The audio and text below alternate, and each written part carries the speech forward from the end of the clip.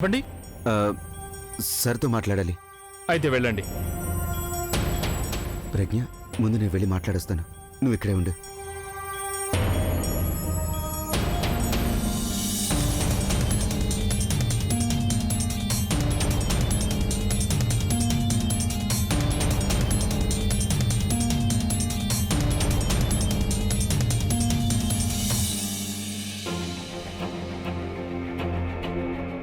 కూర్చోండి. చెప్పండి, ఏం మాట్లాడాలి? అది సార్, మేము రాజ్ మెహ్రా గురించి మాట్లాడడానికి వచ్చాం. రాజ్ మెహ్రా అంటే ఇల్లీగల్ గా మ్యారేజ్ హాల్ లీజుకు తీసుకుని క్యాన్సిల్ చేయించారు. సార్ మేము మీతో దాని గురించి చెప్పడానికి వచ్చాం సార్. ఆయన తప్పు ఏమీ లేదు సార్. అంటే నా ఉద్దేశం, ఆయన కావాలని ఏమీ చేయలేదు.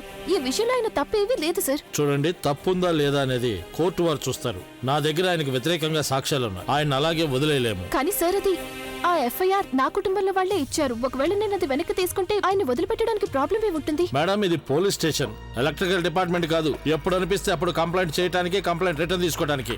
అరే, ఆయనకు వ్యతిరేకంగా కోర్టులో కేసు ఫైల్ అయింది. అలా ఎలా వదిలేస్తాం ఆయన్ని? కానీ సార్, ఏదో ఒక దారి ఉంటుంది కదా. ఒక దారి ఉంది. మీరు కోర్టులో బెయిల్కి డబ్బులు కట్టండి. నేను ఆ బెయిల్ మీద అతన్ని వదిలేస్తాను. కానీ కేసు జరుగుతూనే ఉంటుంది. సార్, కానీ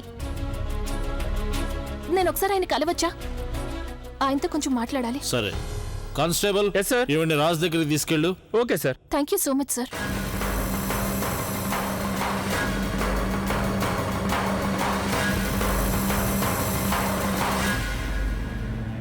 ప్రజ్ఞ తనిక్కడేం చేస్తుంది?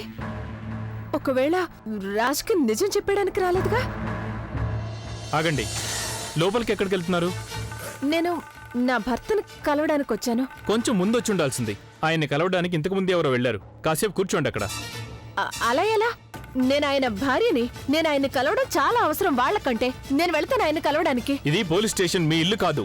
మాట్లాడకుండా అక్కడ వెయిట్ చేయండి, లేదంటే అసలు లోపలికే వెళ్ళనివ్వను.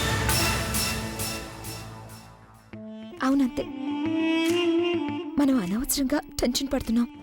నీకు తెలుసా, ఆ కళ్ళ జోడు మన పని ఇంకా సులువు చేసింది. ఎలా? You don't believe. నేను అభి కలిసి లాంచ్ కి వెళ్ళొస్తుంటే ఏం చూసావో తెలుసా? మన కళ్ళు జోడు డబుల్ జోడి వాడితో కలిసి. వాట్?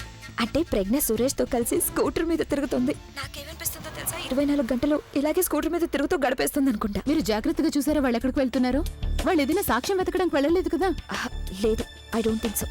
ఒకవేళ వాళ్ళకి ఏదైనా దొరికినా కూడా నాకు తెలిసినంత వరకు అభి దాన్ని ఎంత మాత్రం నమ్మడు. అయినా ఇప్పుడు ఆ ప్రజ్ఞని స్కూటర్ పై చూసి అభి చాలా కోపంగా ఉన్నాడు. So just chill. ఆలియా, నేను తర్వాత మాట్లాడతాను. అభి చాలా కోపంగా ఉన్నాడు. బాబాయ్.